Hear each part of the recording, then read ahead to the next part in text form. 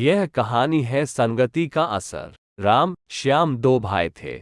दोनों एक ही विद्यालय में पढ़ा करते थे और यहाँ तक कि एक ही कक्षा में।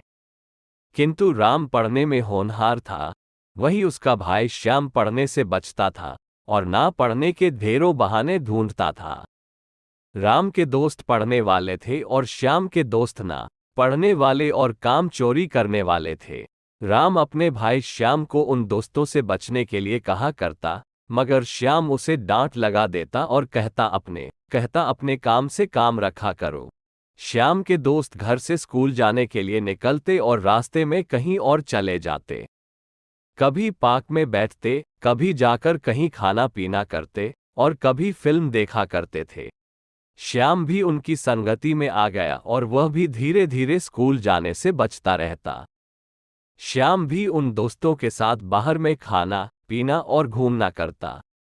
राम उसके इस प्रकार की धोखाधड़ी से बहुत चिंतित था। श्याम से परीक्षा में फेल होने की बात भी कही, मगर श्याम ने नहीं माना। एक दिन की बात है, श्याम स्कूल जा रहा था। उसके दोस्त मिल गए और उन्होंने कहा, आज स्कूल नहीं जाना है। हम सभी अपने दोस्त हरि का जन्म दिवस मनाएंगे और बाहर खाना पीना करेंगे और खूब मजे करेंगे।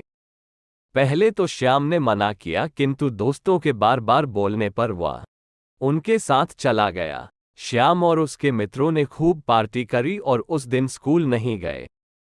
इस प्रकार का काम वह और उसके दोस्त निरंतर करते रहते।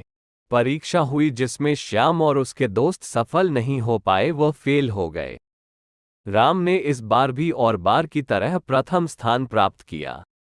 श्याम अपने घर मार्कशीट लेकर गया, जिस पर उसके माता पिता ने देखा और बहुत उदास हुए। उन्हें उदासी हुई कि एक मेरा बेटा इतना अच्छा पढ़ने में है और दूसरा इतना नालायक। श्याम किसी भी विषय में पास नहीं हो पाया। श्याम के माता पिता को बहुत दुखी हुई। उन्होंने किसी से कुछ नहीं कहा, मगर अंदर ही अंदर वो बहुत दुखी होते रहे।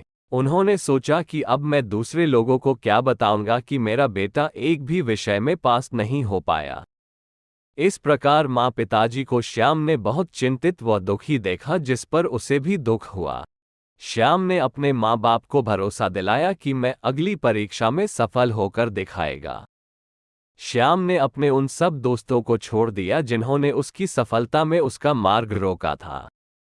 उन सभी छल और कपट करने वाले दोस्तों को छोड़कर अपनी पढ़ाई में ध्यान लगाया।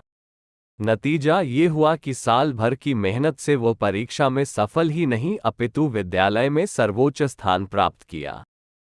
इस पर उसके माता पिता को बहुत खुशी हुई है और अपने पुत्र श्याम को गले से लगाया, उन्हें शाबाशी दी। श्याम को पता चल गया था कि जैसी संगति मिलेगी वैसा ही परिणाम मिलेगा। नैतिक शिक्षा, जैसी संगति में रहते उससे वैसा ही गुण आता है, अर्थात अच्छी संगति का संगत करना चाहिए। अगर आप लोग इसी तरह का स्टोरी देखना चाहते हैं तो हमारे चैनल हरिओम रोनियार स्टोरी को सब्सक्राइब करें।